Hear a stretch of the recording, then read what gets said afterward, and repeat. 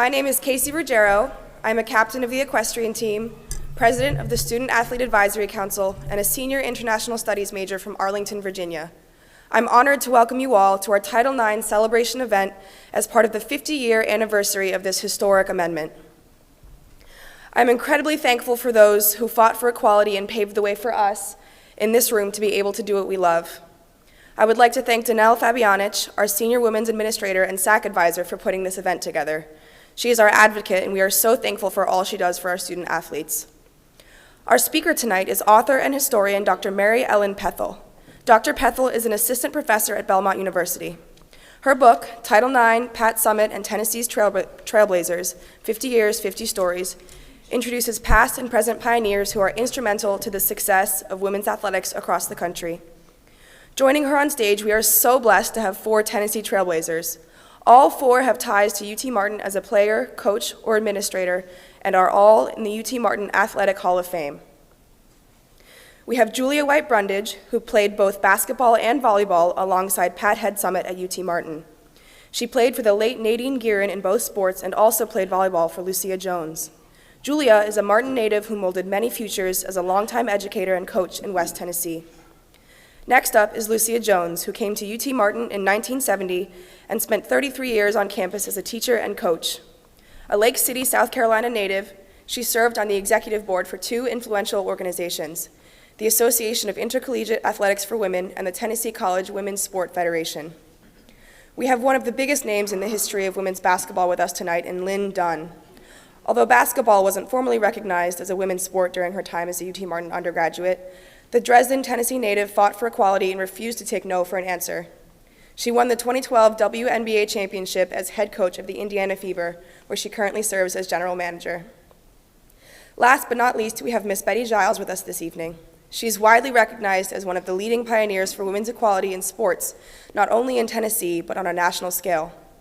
She arrived on campus from her hometown of Clarksville, Tennessee in 1952 and has been UT Martin's biggest fan ever since, and she has left such a direct impact on each and every women's athletics program. Before I turn it over to Dr. Pethel, I would like to read a quote from Lin regarding Title IX. Title IX is a power piece of legislation, but we should enforce it, protect it, and ensure it for the future generations. It's not just about sports. It is about empowering women in everything they do. That's why we have to keep fighting. Thank you.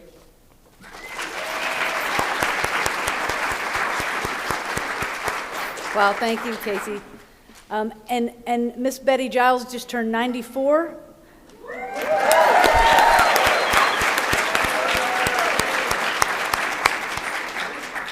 So I am so excited to be here and so excited to be with these incredible Trailblazers and to be back in Martin at UT Martin. So I teach at Belmont, but I always love coming to UT Martin and visiting. And I am so excited to talk about this book, but more importantly to ask some questions to the Trailblazers and let them tell you their stories. So I'm just going to give you a little bit of context about the book itself, the process, but also a little bit about sports in Tennessee. And then I'll start asking them some questions and let them share some of their insights and stories with us, and then we'll wrap up at the end and have some Q&A. So I'm going to start with probably a picture that you've either seen before or you've seen something similar, and that is the Pat Summitt stair. And what you don't know is that she had been working on this stair for many, many years. She actually perfected it at a 4-H camp when she was in her early teens. This is Pat at 14 years old. I think she had just called a timeout, taken that cow off to the corner, and told him a thing or two. So this, you can tell she's a very serious 14-year-old. You also see her here, her identification card for high school. And she was 14, weighed 110 pounds, but she wasn't being truthful in her height. She was actually 5'11", but she was a little bit self-conscious, so she listed 5'5". Her nickname was Bone, and remember her maiden name was Head, so that put it together, gave her the nickname Bonehead. So I want to tell you my Pat Summitt story. I had met her in the spring of 1998, and the Lady Vols had just finished a perfect season, captured their 3rd NCAA championship in as many years, and she had written a book called Raise the Roof about that 39-0 season. I was a senior undergraduate at UT at the time, and so I went to a book signing on campus. So I handed her my book, we traded small talk, and I told her I'd just finished my history honors thesis. She asked what it was about, and I said, it's about the first generation of female athletes in Knoxville. Well, that caught her attention. And she looked up and said, the 1970s? And I replied, no, way back, Knickers, not Nike. I was looking at the early 1900s. Pat smiled and said, I'd like to read that.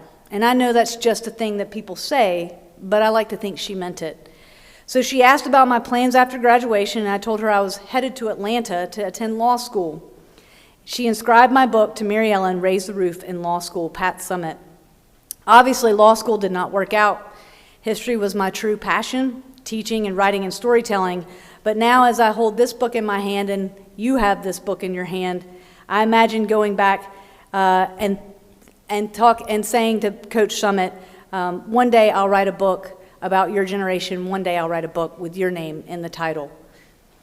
So the legacy of Pat Summitt and all of these other leaders that we have here remains a testament to the power of education, the power of sport, and the empowering combination of both in the lives of young women. Title IX's impact on women's sports was not a foregone conclusion. It was up to the women of Tennessee to shape it, to mold it, to actualize it, and they did, and 4 of those people are on this stage.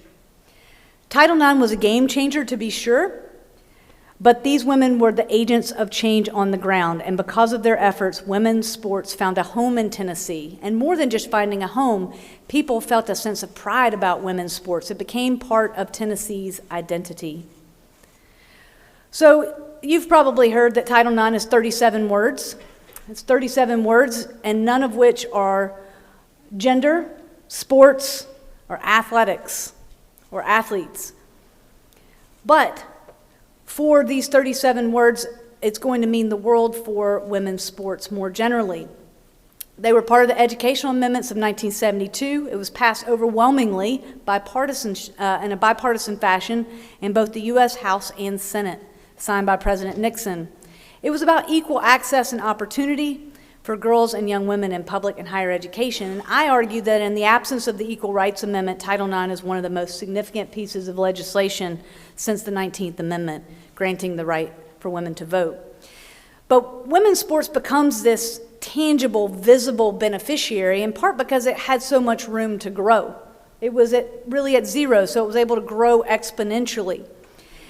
And here in Tennessee, and I'm about to segue into Bettye's story, is that you're going to have a statewide organization called the TCWSF, that top line there, the Tennessee College Women's Sports Federation, that's going to form 3 years before Title IX. That's going to give Tennessee a jump on other states in the nation. Later, the AIAW is going to form. That's really a simple way to put it is a sort of a predecessor to the NCAA. And the NCAA was actually hostile at first, but came on board in the early 1980s. So as a state, Tennessee emerges as a national leader. This is one of UTM's earliest volleyball teams on the left, and this is a picture of Lucia's that Pat signed to her when she was the '84 Olympic coach. So why Tennessee? I already told you about the Tennessee College Women's Sports Federation. I'll tell you briefly how they get started, but there's 2 other reasons that I have to mention, because it was years in the making, and one of those is a group called the Tennessee Tiger Bells. And this is a group of women from Tennessee State University that from 1952 to 1984, coached by Coach Ed Temple, the man you see on the right, won an Olympic medal in every Olympics from 52 to 84. One of the last Olympian that ran for the Tiger Bells was a woman named Chandra Cheeseborough. That's the person you see there on the left and in the picture to the right. And she is currently still the TSU Director of Track and Field. Wilma Rudolph is on the far left of the picture on the left, for those of you who know her name. So they're going to put Tennessee women's athletes on the map beginning in the 50s and 60s. And then we also have one other group that I have to mention, the Nashville Business College. And this included sort of a league of their own type feel. They were semi-pro, semi-collegiate league that played basketball all over the country, and Nashville had one of those schools, Nashville Business College. Most of them actually went to another school, but they played for Nashville Business College. One of the best players to ever play the game is featured on the far left here. Her name is Nera White. And that brings us to Miss Bettye Giles. Let's go ahead and just give her another round of applause.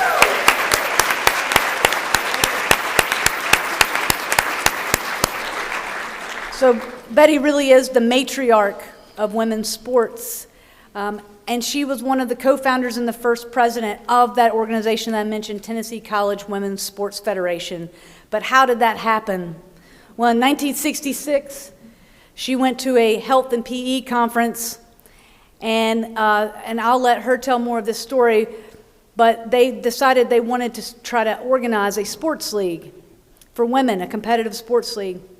They started with 15 members, the membership grew to 34, and after that initial conference, they started meeting every month at the Thunderbird Motel in Cookeville.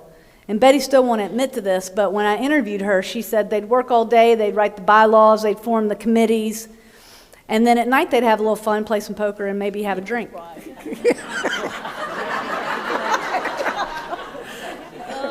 She looks at me like that every time I tell the story, like it's the first time I've told it. Her counterpart that I want to give credit to is Elma Rohn, a woman who worked for many, many decades at the University of Memphis. That's Elma on the right. That's Bettye, a young Bettye here at UT Martin on the left. Elma Rohn was a phenomenal badminton player. A lot of people said that she could knock you down in a badminton game with that birdie. And so that brings us here to our illustrious panel.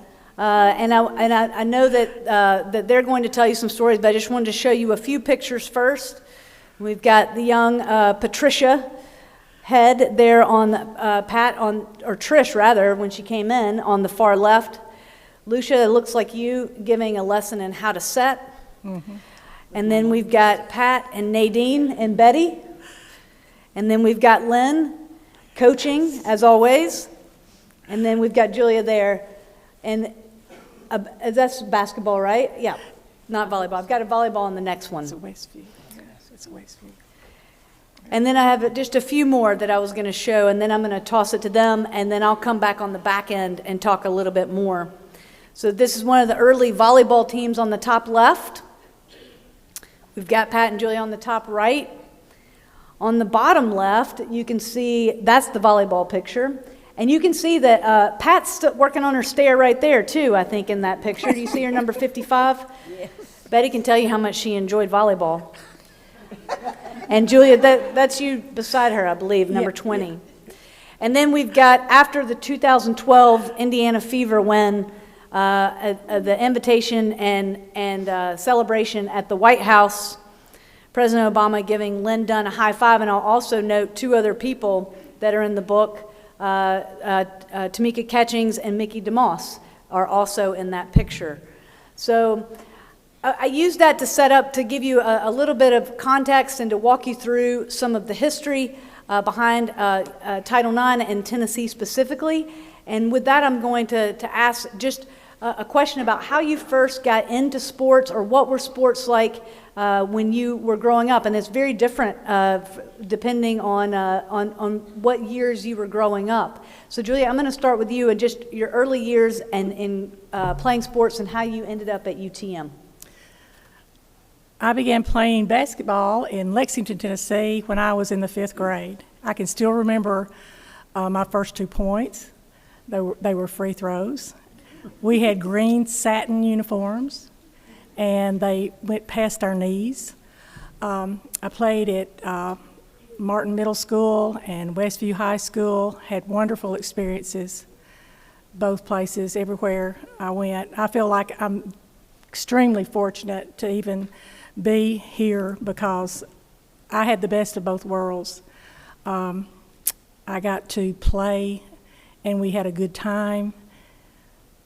When I came to UT Martin, of course there were no scholarships, but we played for the love of the game, and Miss Giles had something to do with that. She would kind of come and yank you out and say, "You're going to play basketball, girl." And so, okay.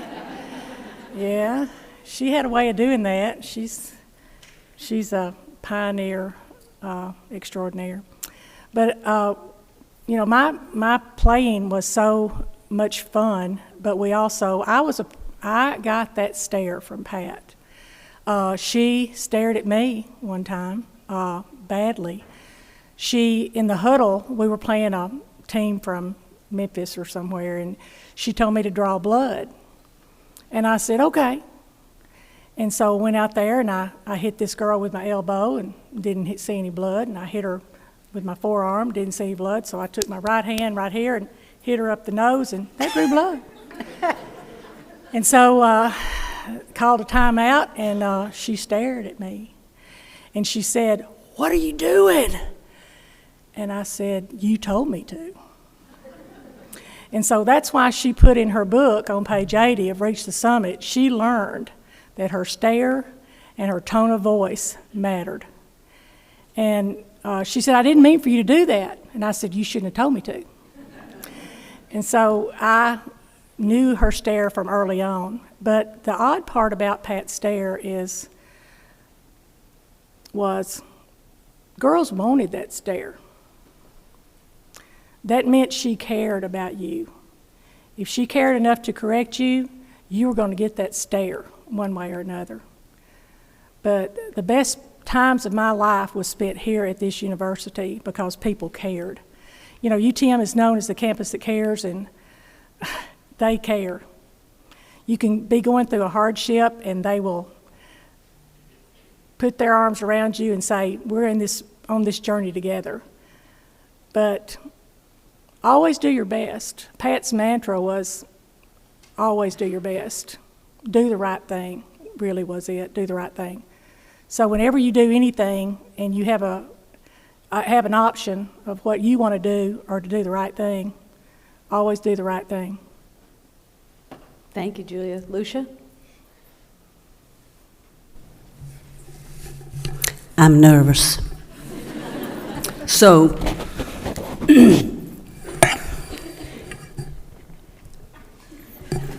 I went to graduate school with Lin Dunn, and I came here at the age of 22. And Bettye Giles said, "Will you?" And Nadine Guerin said, "Will you?" And I ended up coaching 2 sports. What Lin would say, and I'm going to put words in her mouth, is when you went to college, your play days were over. Women had no place to play. And the creation of Nadine Guerin and Bettye Giles started our right to play, and that was pure joy. I grew up in Lake City, South Carolina. I was a tomboy. I still am, but I would call myself an athlete. I started playing baseball. I threw the ball against the steps hours upon hours because I grew up in a neighborhood where all the people that were birthed at that time were little boys. And so I played with them, and I played basketball. And my first team experience, because there were no teams for women except in junior high and high school, you had basketball. That was it, but you had to wait. And I ended up playing baseball on the Pony League until in Florence County they discovered I was a girl. And they got rid of me at that point. But that coach of that team hired me, and I ended up being a lifeguard and a swimming teacher, and I began to love to teach. I went on to Winthrop, and back then when we played basketball and we won lots of championships, it was 3-on-3 because it was too physical of a game for girls to run up and down the court. You had to stop halfway, and you ended up with guards who were shorter, and you had 3 forwards. And I think when I went on to college at Winthrop, I think they started with the rover, where one player would go up and down the court because they thought women at this point could do that. In college, I played, instead of basketball, I ended up playing volleyball, and I played badminton, competed in that. When I came to UT Martin, I got to UT Martin. Am I supposed to go on with this? Keep going. Okay. When I got to UT Martin, really when I got to graduate school, and I was in at Knoxville with Lin Dunn, we went to a convention in Columbia, South Carolina, because I was looking for a job. And she introduced me to Bettye Giles, and I think Seal Grassfeder was there. And Bettye asked me to come for an interview. I've never flown before. I planned my trip to the interview, and I was sitting on the plane, and they announced, true story, if you're headed to Jackson, Mississippi, please stay. If you're not going to Jackson, Mississippi, you need to depart the plane now. I was supposed to go to Jackson, Tennessee, so I got off the plane. This is true. And I really made a nice introduction to myself. I was at UT Knoxville at this time, and I didn't know what to do. It was at exam time, so I pressed and got in my car, and I drove to Lake City, South Carolina, which is 6 hours away. And in the middle of the night, I received a phone call from Bettye Giles asking me, well, where are you? And I said, well, I went home. I was on the wrong plane, and I called, and I could not get her secretary. And I think somehow she said, you need to come on for your interview. It was not at that time. I flew into Jackson. I was sick the whole time. I had such a headache. I was a nervous wreck, but I got the job. And after a couple of years, I think I was 22, I was asked to coach badminton and to coach volleyball. And we started from there. There were no precedents. We did not know what we were doing. I did not know what I was doing. You fooled us. And we... You fooled us. You acted like you... We ended up... Julia says I knew what I was doing. Yeah. I ended up going to Alamosa, Colorado, on $20. I flew out there and stayed with my sister and then drove on to Alamosa, Colorado. I did not speak a word of Spanish, and that is all they spoke. And I stayed a week. I was crippled from doing all of what I was going to have my players do. And everything I learned from Elaine Michaelis at Brigham Young University, I was so sore. We spent a whole week. I had a wonderful time, and I came back, and this is true all through my time there. If I ever said, I need, or will you, that's how I ended up coaching, will you? I would ask, and I asked to bring Elaine Michaelis to UT Martin in that summer. And my players were at that clinic. They demonstrated and did all of this, and from going there and exposing myself to that, my players would do anything. All you had to do was say, jump, how high. We had the best time. It was marvelous. It was a time of my life. And you want to talk about some women who worked hard? We were in 3-a-days. Was it 3-a-days? 3 days. 3-a-days at the first of the year, and along with the football players, they were crippled too. We all could not, we were in that hot field house that had that fan, and that was it, and we burnt slap up. But we played, and we played because it was a privilege to play. And we were representing the university. And as I prepared for this, thinking about the past, I always thought, it was you were playing to represent the university. It was not just that. You were representing yourself. You were representing yourself as a woman. And there's nothing better. Don't ever lose sight of that. Thank you, Lucia. Let's give her a hand now.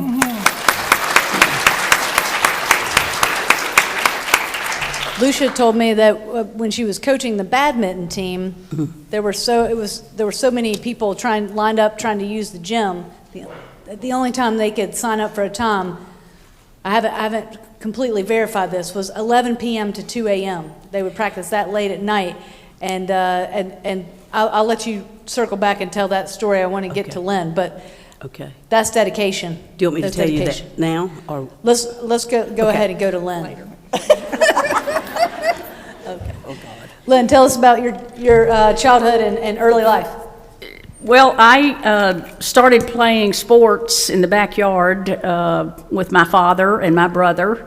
There were no opportunities for girls to play Little League or Pee Wee football or anything. We could be a cheerleader, but we couldn't compete. I grew up in Alabama.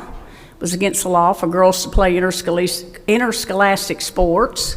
I was fortunate in junior high to have a wonderful female PE coach, Nuna Kennard, very similar to Bettye as far as a role model in my life, and she gave us the opportunity to compete kind of limitedly against each other. I guess now they call that intramurals. I was fortunate though, when I was a junior in high school, we moved to Dresden, Tennessee, and I was able to play the old 3-on-3 basketball.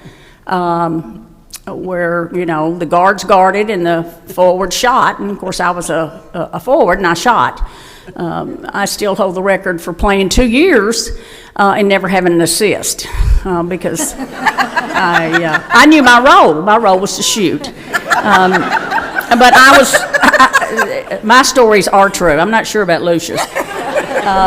But I was fortunate to play for a wonderful coach named Bettye Giles. Just had a huge impact on my life, a role model, and he taught me how to coach based on how he coached me. After 2 years, I graduated, came to UT Martin, thrilled to death to be here, and once again, no sports for girls. And so sometimes people say, well, you seem bitter. Well, I was bitter. I was frustrated, irritated, bitter. That in the 60s there were no opportunities for girls and women collegiately to compete. So I think I was a battler, a pioneer in the fight to push for opportunities, for the opportunities that you guys have today. But I will say this about my experience at UT Martin. Thanks to Bettye, Bettye did create a tennis team for us, and we did go play collegiately. I don't think we were sanctioned. I think we just got in her car, and, you know, if you had a good week of practice, you got to go. If you didn't, you didn't get to go. And so, you know, we paid our own way. We didn't have any, we didn't spend the night in a motel ever, I don't think. If it happened to be a tournament, we took sleeping bags and we slept on the floor there in the gym after the games were over. Or maybe sometimes the coach of some of the other teams that was hosting the tournament, we might stay at their house and sleep with bedrolls on their floor. So it was limited opportunities, but it was great fun. And so we also had a badminton team, and it was interesting that y'all put a picture of El Marone up there, who was about 40 years older than me.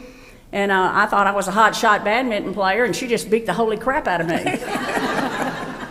I still have a pain in the back from competing against her, but I was thankful to get to play tennis, and I was thankful to get to play badminton, and I'm always going to be appreciative for Bettye and the fight that she fought. It was not easy.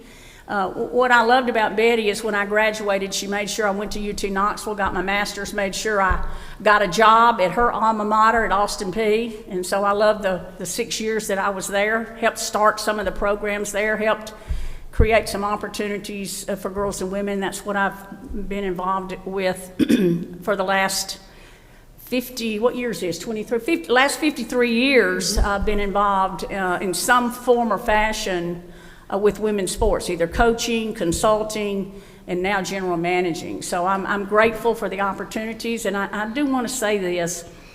It's so important that we continue to enforce Title IX, that we treasure Title IX, and that we protect Title IX. After we saw what happened to Roe versus Wade and that a piece of legislation can be repealed, don't think something like Title IX couldn't be repealed. So we must treasure it, and we must enforce it, and we must protect it. That's it.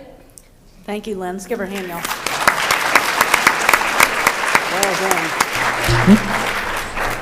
Bettye, I seem to remember you telling me that Lynn was one of the people that annoyed you the most to start sports at UT Martin, that she was always in your office. Is that true?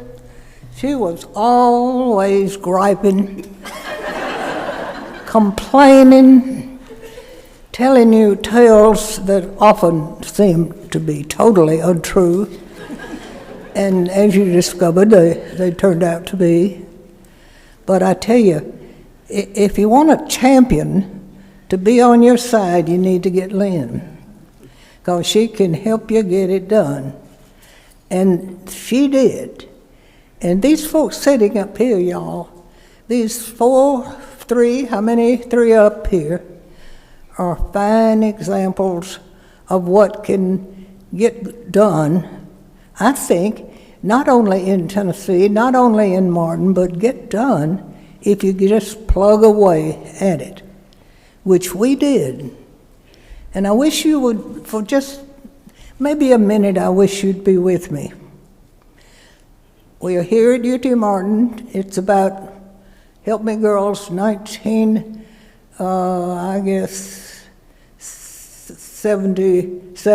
somewhere along there. Lin is the worst one griping, but we all griping. And we are thinking we are being shortchanged. The men do not have everything they want. They do not have everything they need. We are with them. We are not against them in any way. But we think that we should have some opportunities to also. So we start a campaign. And we start, as Cheryl mentioned, we met on the weekends for almost 2 years. We did this probably about every other or every third weekend in Cookeville, Tennessee at the Thunderbird Motel. And we started out with about, I guess, maybe 8 or 10 schools, people from 8 or 10 schools, come in, and we are talking, how are we going to get this done? And we gradually went into, we are going to form an organization.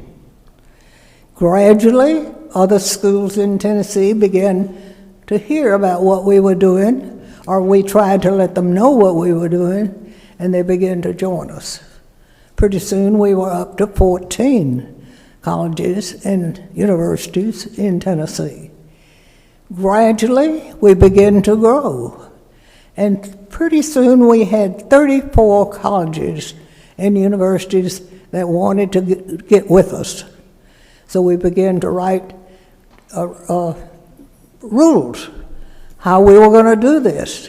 We named our organization the Tennessee College Women's Sports Federation. That's what we juggled around with for a while. That didn't seem right. We decided to be the American Intercollegiate Athletic Association for Women, AIAW. We began to schedule contests with other universities. We began to talk to our administrators. The person here on this campus, Dr. James Henson, was chairperson of Health and Physical Education, and I talked to Coach, and I said, now this is what we're doing. He said, I think that's wonderful, Betty. I said, we got to have some money. He said, now Betty, you talking a different language. So I went back to him another time. He said, Betty, guess what? I got you $500. $500. We were going to Memphis State to play. That's not very far. Nadine and Gary had a car. I had a car. So we put 5, at least, players in our cars, and we took off. And y'all, we went to Memphis State. We went to Knoxville. We went to schools in Illinois, Indiana. We went to Mississippi. We played all over the place, and we still, Title IX by this time had been signed, but it hadn't been enforced. It was not enforced. It was signed in 1972, but it wasn't really enforced till 1976. And then it was still a measly little thing, like $500. But the second year we started out, when I talked, he said, I got you $800. Things are looking up, gang. So we're going to these different places, and Lynn, I don't remember ever sleeping anywhere except in locker rooms, on gym floors. I don't ever remember taking a bath anywhere except in the gym before going to bed or something. We didn't have money to sleep around like you girls are doing now and the guys, but more power to you. I think it's great. Don't misunderstand, I'm not crying over it. What I really think, I'm sorry it took us so long, because I don't think I probably have many more years to watch this, but I'm really proud, and I'm really proud of what we've done. But I'm asking you, don't let it die down. You gotta keep plugging. You gotta quit complaining all the time. Sure, you gotta have money. Let me tell you what I really learned.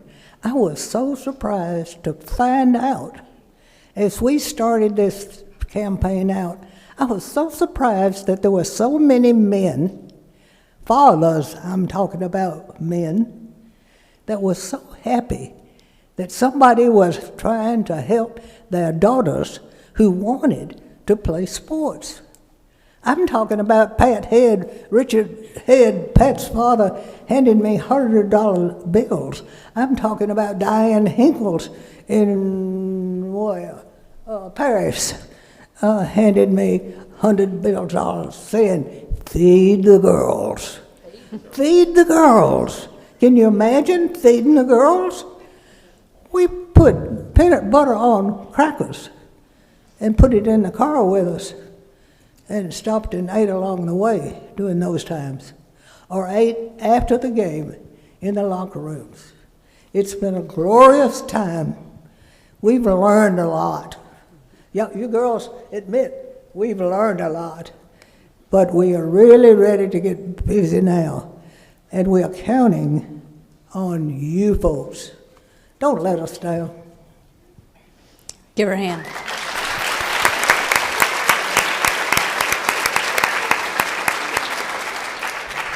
So I write in the book, and I think Bettye especially spoke to this, but our next question is just the effect of Title IX and the growth of women's sports in your professional careers.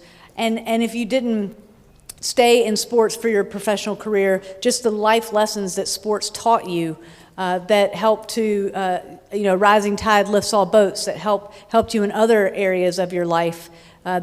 Playing sports. But I just want to mention this, a small piece from the book, is that Title IX provided the blueprint.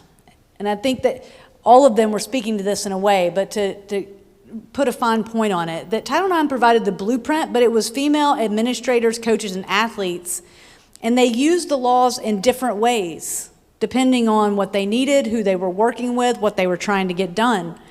So some relied on Title IX as a last line of defense, and others leveraged it more as an offensive weapon. These women were collaborative, they were cunning, they were sometimes combative, but these women built a statewide network, they cultivated relationships, and they picked their battles. And I think it's important for you to realize that they had a lot to prove. Bettye mentioned that we were a complement to men's sports, not a competition with men's sports, but that was one of the early battles, is men's sports fearing that women's sports would compete with them. So on the one hand, they had to show that women's athletic programs were not a threat to men's sports, but on the other, they had to demonstrate that women's sports were worthy of respect and recognition. And that was a balancing act that they had to walk for those, especially that first decade. So I'll start back with Julia, just in thinking about your college days, if there was anything once Title IX kicked in, what year were you when Title IX, it wasn't when you came in? No, I graduated in 1976. So you were pre-scholarships, and I pulled this back up because most scholarships, other than a few exceptions, were not given until 1976, 4 years later.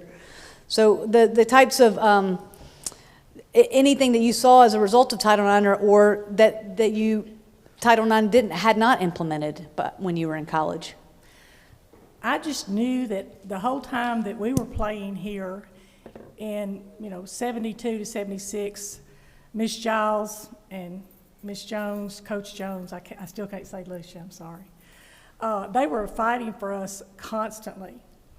And they would have meetings and they would make sure that we were being taken care of. However, the day that Pat was offered the job to coach the Lady Vols, we were in a circle, and I was telling Coach Dunn this tonight, softball coach, but we were in a circle and Miss Giles came out of her office. You remember this, Miss Giles? She came out of her office, she had a piece of paper in her hand, and we always ended in a circle in the center. And she said, y'all wait a minute, I want to get in this circle and I want to tell you what's just happened. And Pat and I always stood by each other, and she came out and she said, Pat, you've been offered the job to coach the UT Lady Vols. And she Pat looked at me and said, why do I want that for? She said it just like that. Why do I want that for? And I said, well, it's a big opportunity. I think you need to think about it for a while. And she said, well, I don't even have my master's. And I looked at her and I said, they don't care. Just go. But Miss Giles was probably behind those scenes and doing that. But having Title IX increased our horizons and our experiences and gave us opportunities that we probably never would have had without the leadership of these women, especially Miss Giles. But, it was just a very unique situation working through those years of the beginnings of Title IX and all the meetings and the rumblings behind. They made sure that we had a good experience, but they also were battling for us behind the scenes. Thank you. Lucia? Again, I was young, unaware of some things really going on, but I was aware of the following, that we were in the old gym when I started coaching, one volleyball court. What is that called now? What's the old gym? The football gym. We were in that, and you had an order of practice, and we had at that time your physical education was divided. So you had women's gym, and you had men's, which is a field house in front of the Elam Center, and so women were in the old gym. And you had basketball, you had intramurals, because we did all the intramurals. There was no recreation department. There was no building like what you have now. So the faculty and staff of physical education did all of the intramurals, which also was the preseason and postseason for basketball. Pat, all of them played. Everything, softball, everything. But basketball, after intramurals was done in the afternoon, and I believe it was 3 to 5, then you started having a priority. Basketball practice, then possibly volleyball practice, and then my co-ed badminton team would come in from 11 to 2 a.m. in the morning, and nobody ever missed practice. Linda Ramsey back there could say, nobody ever missed practice because there's nothing to do at a certain hour of the morning. There may be now, but there wasn't at that time. Life is a little bit different. And once we started competing, with the Tennessee College Women's Sports Federation, you've heard them mention traveling to Knoxville and traveling to Memphis. There would eventually, because we competed against all large schools at that time. We did not have scholarships at this time. And so Title IX brought in some scholarships, which would consist of books, maybe room and board, maybe half books. It just kind of depended. Once you got what we began to give scholarships, so things kind of changed. And our travel was in my car, or once we got UT cars, we would follow each other, but most of the time, the coaches drove. And so when I took my volleyball team, if we went to Tennessee Tech to play, we drove there, competed, drove back, taught at 8 a.m. in the next morning. We did not have a driver. We did not have an athletic trainer. I taped those damn feet. Would get up so early, and I went to school to try to learn how to do this. But what you had then was our budget, whatever my budget was in volleyball, because it was before basketball. If I had anything left over, it went to basketball. But we built McDonald's. Their breakfast, $2. That's what we had. And we had 4 to a room, and I was on a cot. And that was just really, really different. I had student athletes behind me at times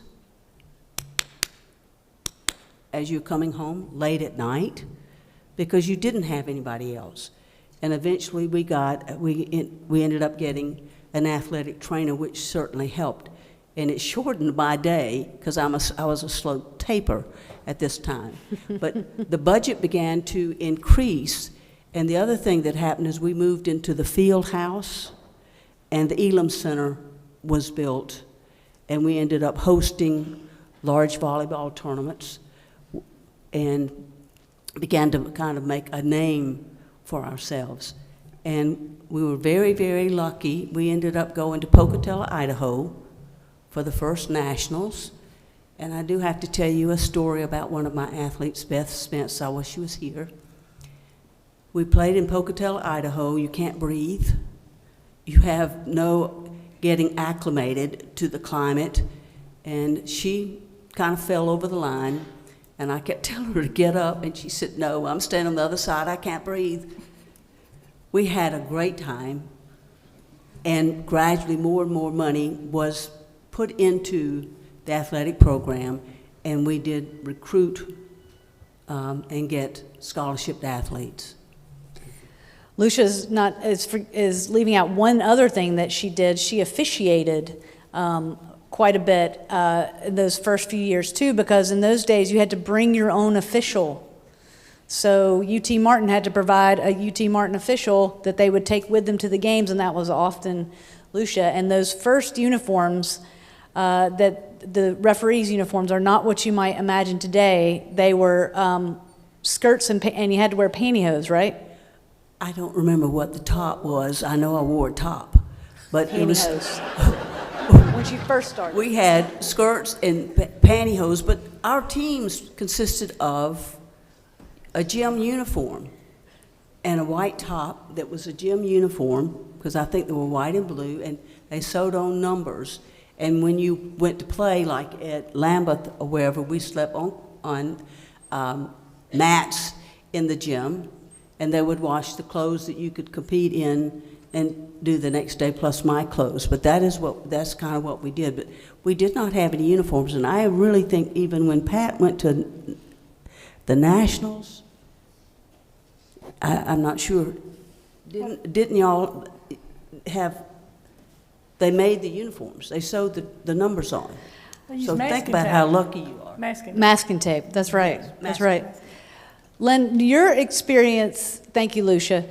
Lin, your experience was really in the coaching. First at Austin P, but later, I believe, Mississippi. You went to Mississippi from Austin P and began your coaching journey from there. And you had to fight a lot of Title IX battles along the way. I wonder if you'd talk to us a little bit about that. Well, obviously, we're telling you the tough things that happened, and there wasn't any doubt. I mean, you know, we had discrimination. There was discrimination. It was not equal. What was good for Johnny should have been good for Judy, but it didn't happen. And so we passed Title IX, and yeah, it was tough, and we had to fight. I know my first job at Austin P was before Title IX, and we didn't have any uniforms. We had those little pennies, those little blue pennies that you tied behind you, and they didn't even have numbers. So I went down to the sporting goods store. I was a little bit different. I was a little bit more progressive than some of the other people that were fighting. And I just bought a set of uniforms. I charged it to the university. Beautiful set of uniforms, red, bright red with white letters. And we wore them for volleyball, home and away, basketball, home and away. We may have worn them for tennis, but it's all we had. But I was determined that those women were going to have uniforms. And of course, I got in trouble. The bill passed around the university for 4 years, and finally, somebody, I don't know, the president called me in and said, "Is this yours?" And I went, "Yep, that's mine." He don't do it again. Don't ever do that again. I said, "Okay." By then, it was time for me to leave and move on in my career. But I'm more of a boat rocker. You know what I'm saying? I mean, I'm not a pacifist. I pushed at Ole Miss. I pushed at Austin P. I pushed at the University of Miami. I pushed at Purdue to get more opportunities for women. And there are people that have to be those people, that have to be the pushers, the shakers, the boat rockers. I wish I'd rocked the boat more. And people say, "Well, what do you wish you could do different?" I should have rocked it harder and longer. But I want to say this, what I'm most proud of is through my career, I had the opportunity to give the first full scholarship, to give the first opportunity for a woman to try out for the Olympics or a woman to try out for a national team. And so I got to see the real growth. I got to see an arena fill up from 500 people to 10, 12, 13,000. So I got to see the whole growth of what Title IX has done for women.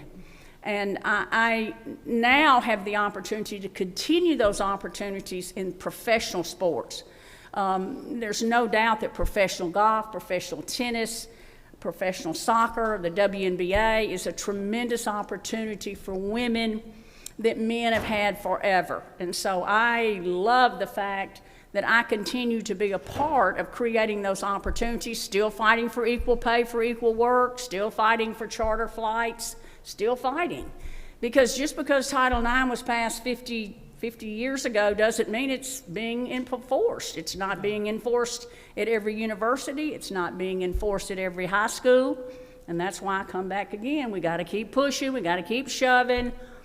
Got to keep buying those uniforms when you're not supposed to. Aptly, Lynn's title is "Keep Fighting" is the name of her chapter.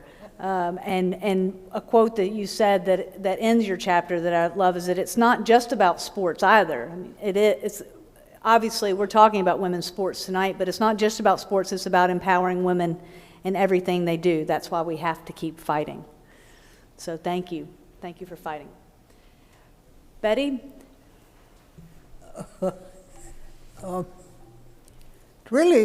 I've really enjoyed this, listening to these folks talk up here, and I hope that you folks have listened carefully, because I think they've said some good things that you girls and guys sitting here, because you can be helpful too now.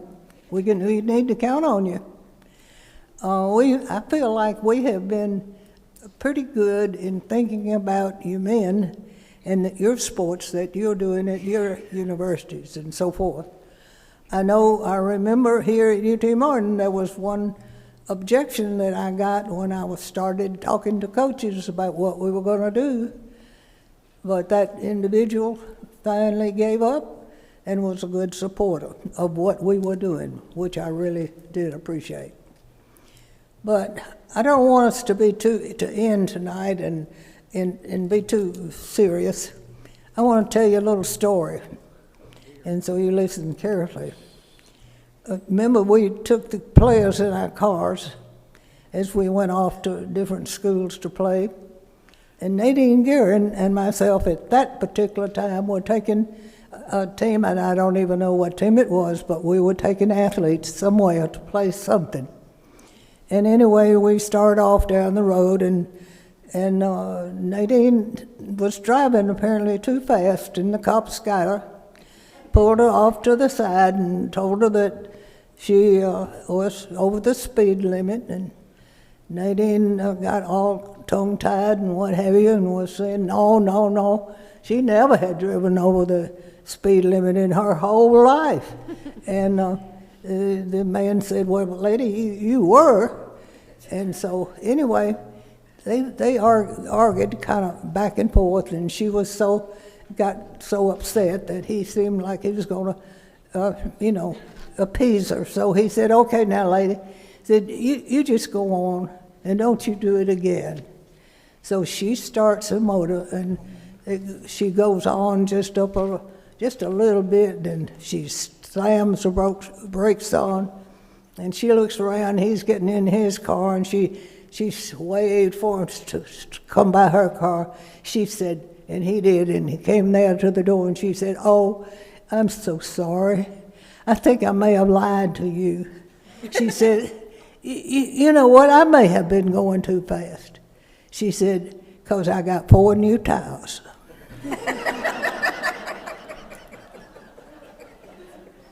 And I don't know, but she was about my height, wasn't she? About 5'1"? Maybe short. Maybe shorter. She used to have to sit on a pillow or a phone book to be able to see over the steering wheel. So, and there's a statue of Nadine and you and Pat on this campus.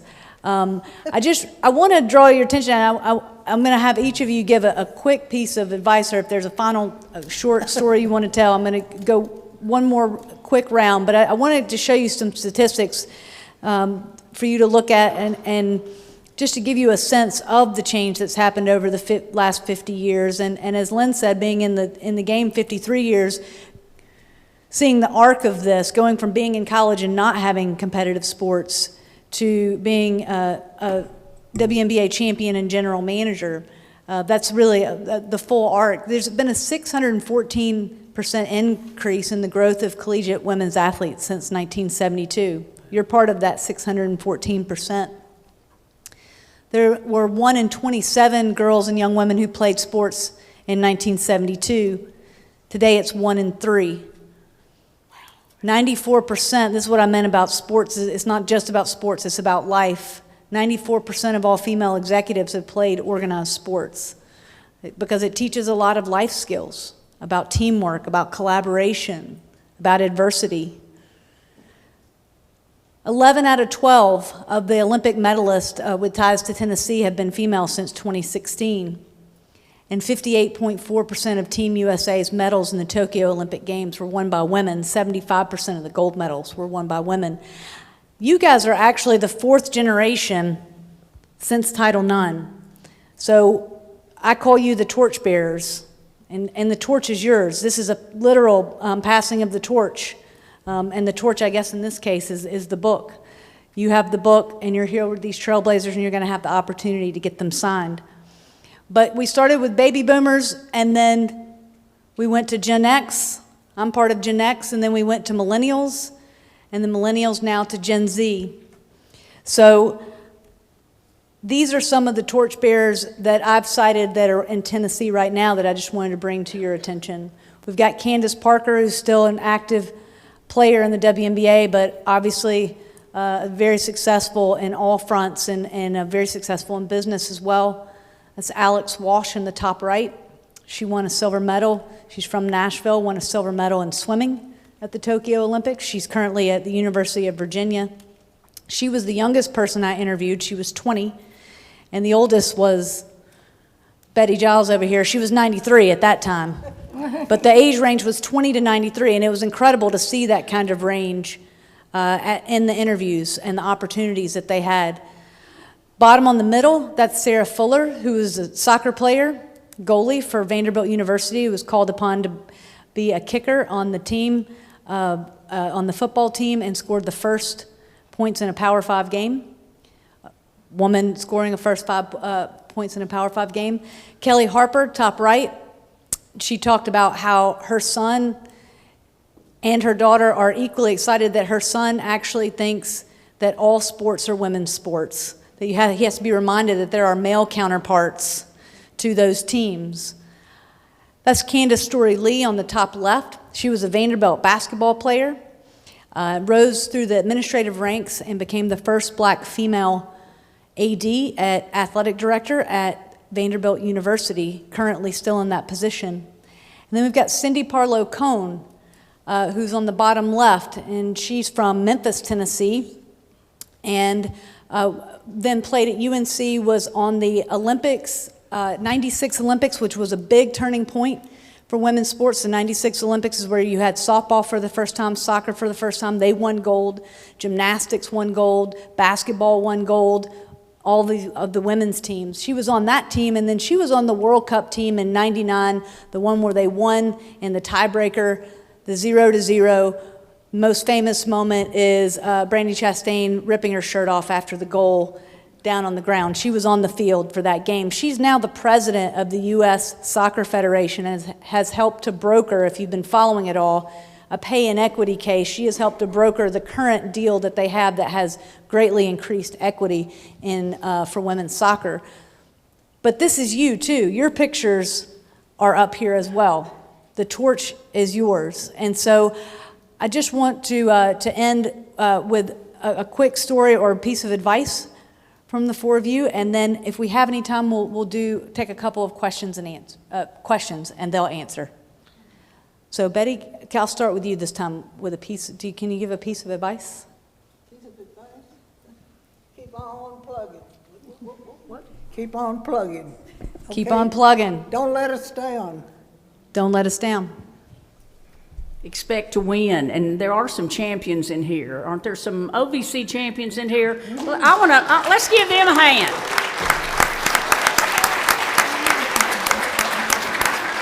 Right, if you're gonna play to win. Education.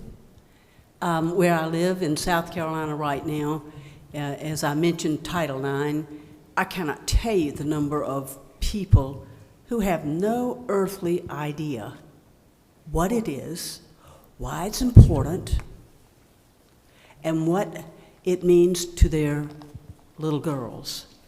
So as you go out, and whether you go on and play professional sports in your area, recognize that you have this knowledge, you have this experience. Pass it on. Get out there with your little girls and little boys. Get your husbands out there and have them play and work with their children. But Title IX, I think right now really is under assault. I think women are under assault in some ways. It's up to you. Your playing days could be over or maybe not. Go into coaching, work with these folks. You are the future. Quickly, I have a very true story, quickly, I hope. One of Pat's definite dozen was to be loyal. She believed in that completely. After the statues were dedicated, Pat's mother came to visit down our street. Pat's Derek Head lived down our street. And she came and she called and she wanted me, she didn't call, Derek did, she wanted me to come to his house. She wanted to ask me some questions.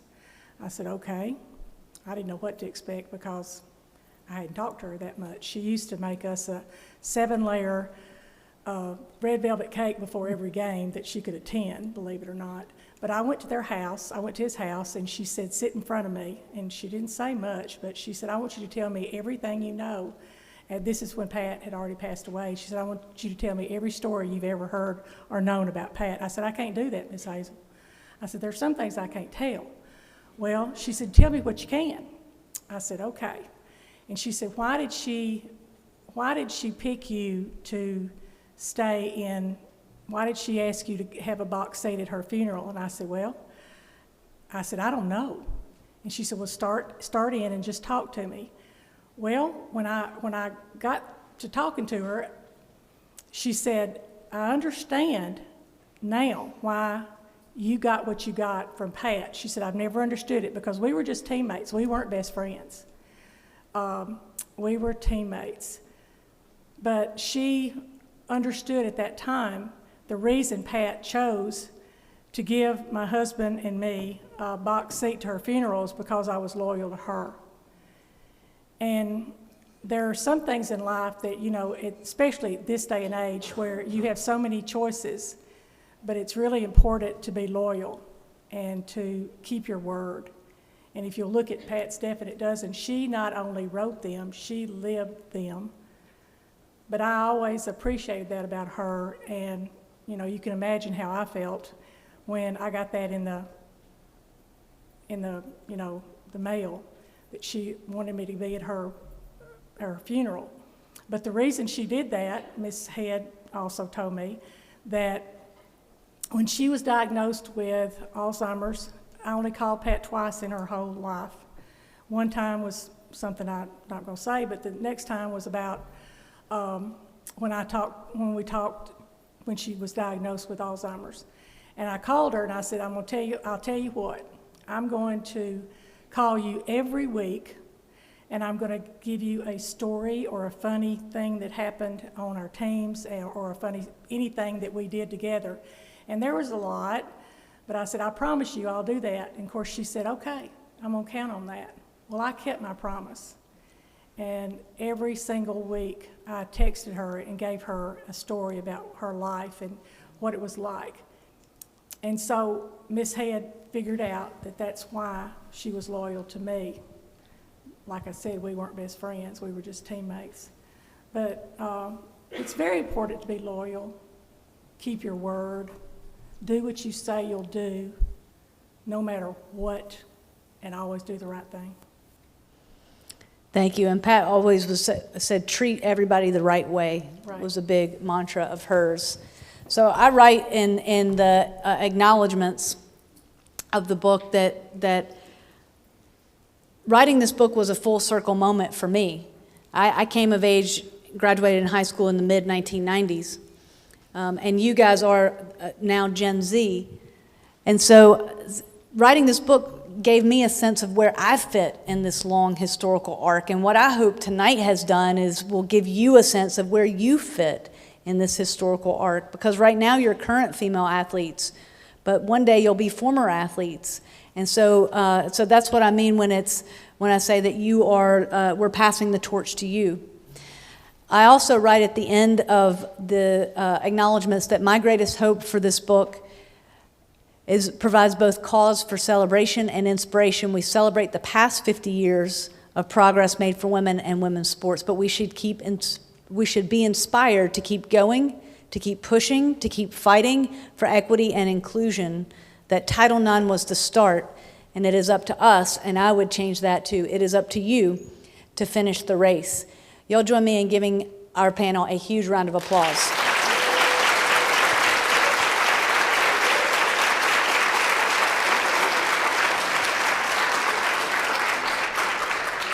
Do we have a few minutes for question and answer? So if anyone has a question, I actually want to do I want to do something real quick. I know y'all have a book. I think this is going to be a great to put on social media. Y'all all hold your book up for me. That's what I'm talking about. Thank you. I appreciate it.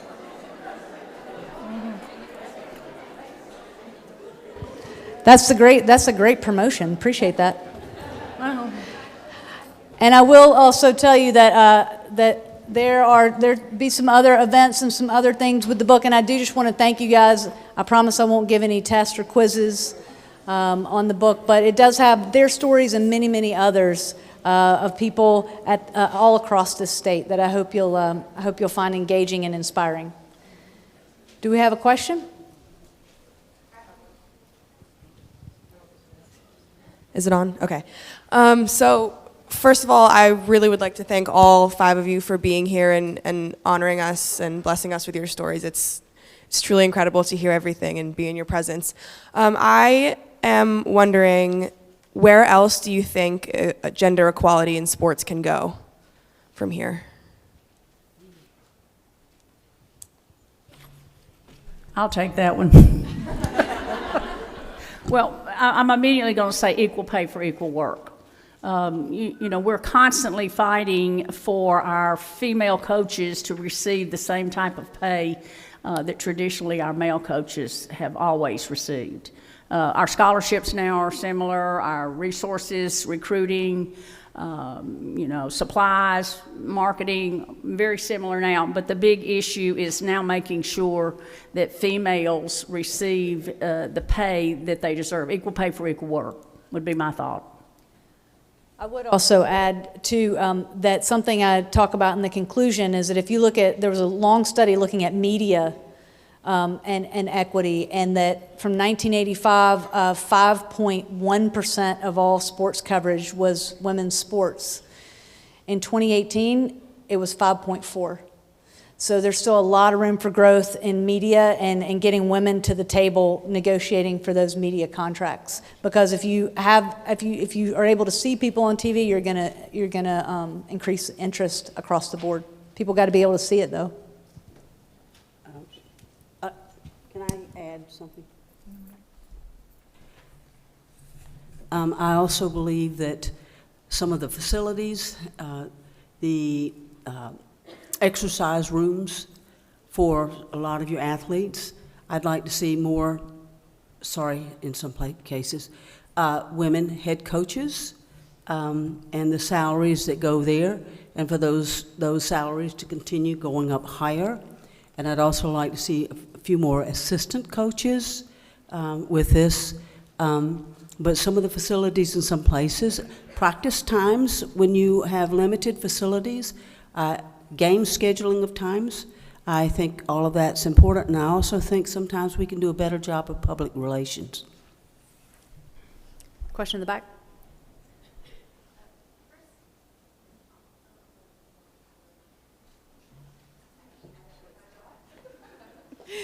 First, I want to thank you all for being here. You are an incredible inspiration, and I just loved hearing everything you all had to say. My question for you is that we've talked about the expansion of women's sports because of Title IX, but UTM just eliminated a women's sport, tennis.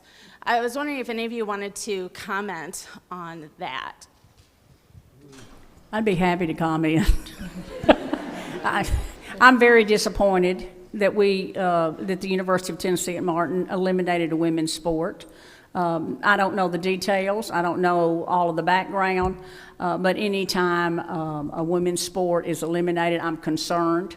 I'm hopeful that the monies that were allotted to that sport were moved over to possibly be used with some existing women's sports, or that we're going to add maybe another women's sport for whatever reason. But it's unfortunate, and I'm counting on Mr.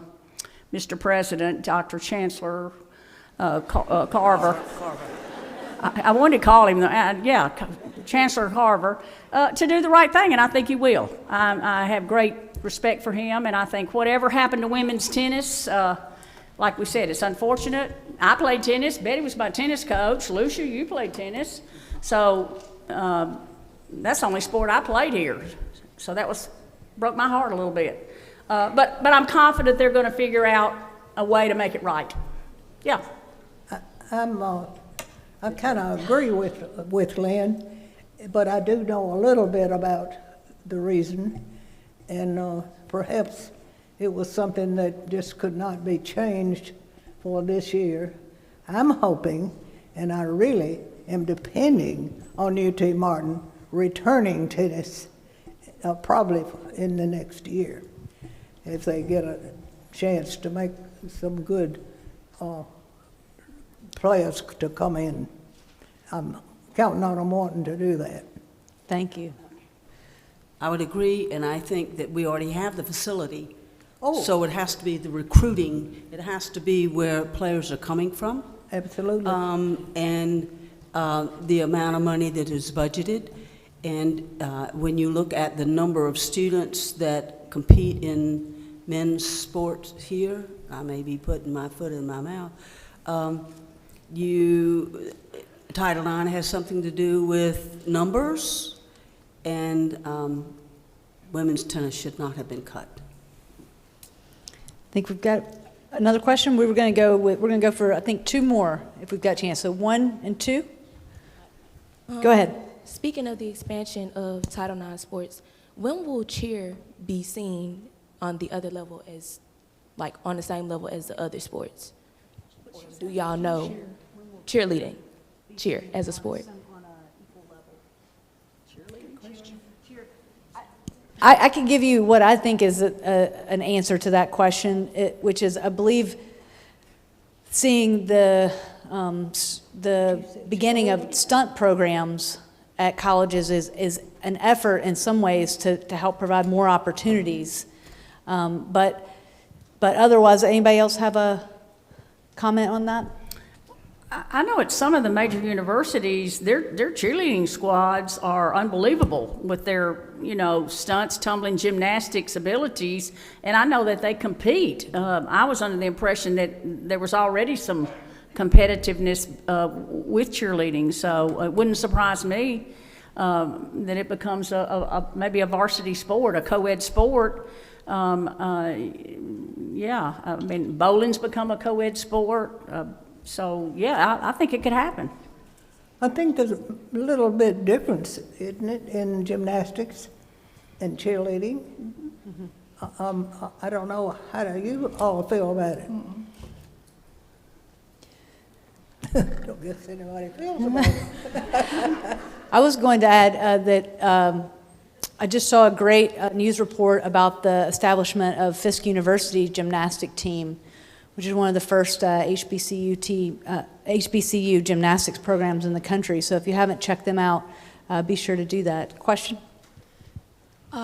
Again, thank you all for speaking to us. It really meant a lot to us female athletes. But as a boat rocker myself, sometimes I think, raise the roof on that one, that sometimes women get challenged with when communicating with people who feel threatened by wanting women empowerment, that they tend to shut us down because our passionate is crazy or overbearing or just crazy. I've been called crazy to my face, trying to speak my mind. And how, as pioneers for women empowerment, have you gotten advice for communication tips in order to be in order to enact change, you have to be taken seriously, but it's hard for women to be taken seriously when they think that we're crazy. Thank you.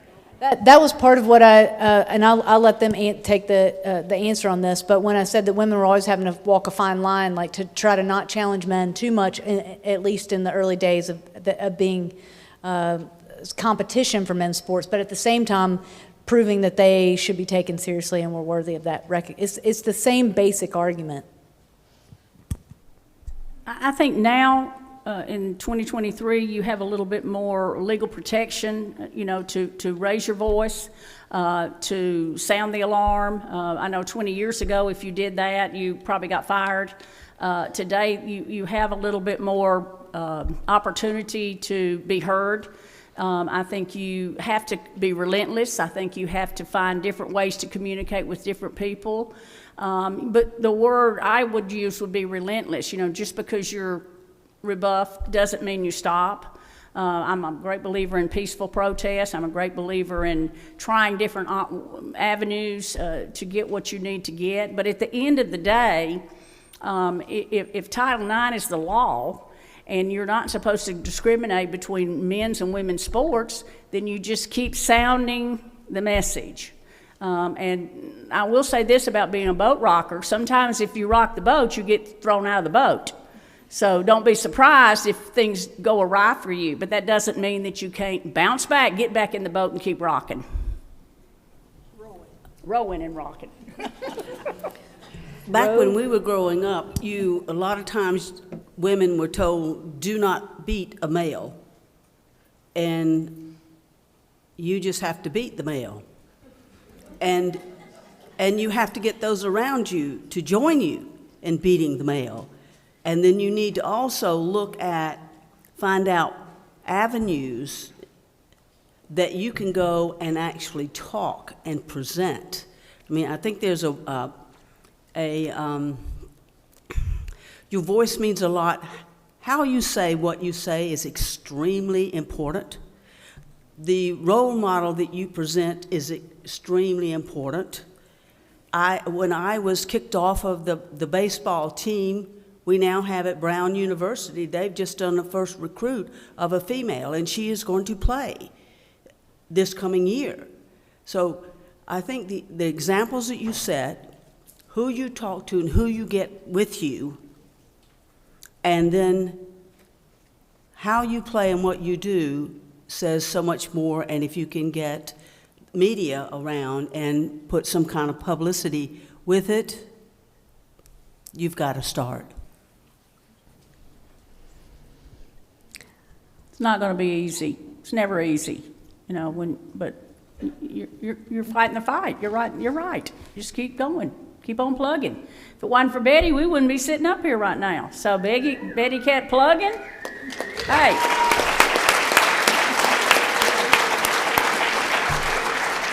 $500, $600, $1,000, you know, just still, that's not enough. And so you just keep pushing.